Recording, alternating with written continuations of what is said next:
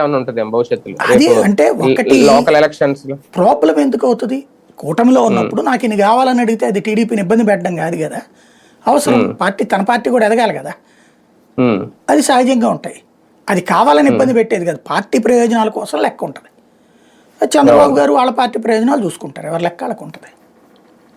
అంటే మొన్న ఎమ్మెల్యే అభ్యర్థులు ఎంపిక విషయంలో ఇప్పుడు అనపర్తి అభ్యర్థిని మార్చినలా కొన్ని చోట్ల ఈమె కాబట్టి సజావుగా వెళ్ళిపోయింది, అక్కడ వేరే ఏ సోమవీరాజు లాంటి వాళ్ళు ఉండుంటే ఖచ్చితంగా అక్కడ విభేదాలు వచ్చుండేవి అనే ఒక ప్రచారం జరిగింది. ఇప్పుడు అలాంటిది ఏమన్నా ఉంటుందా అంటున్నాను నేను. అలాంటి ఇబ్బంది ఏమన్నా టీడీపీ ఏమన్నా ఎదుర్కొంటుందా రేపు లోకల్ ఎలక్షన్స్ లో? వాళ్ళని ఇబ్బంది పెడితే మొహమాటం లేకుండా మాట్లాడతారు, ఇబ్బంది పెట్టకుండా సాగటం అనేది ముఖ్యం.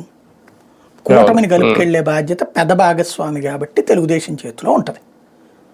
అంతే. భారతీయ జనతా పార్టీని తొక్కేసి ఎదుగుదామంటే కుదరదు, జనసేనని తొక్కేసి ఎదుగుదామంటే కుదరదు, కలుపుకు వెళ్తా అందరం కలిసి ఎదుగుదామంటే నో ప్రాబ్లం.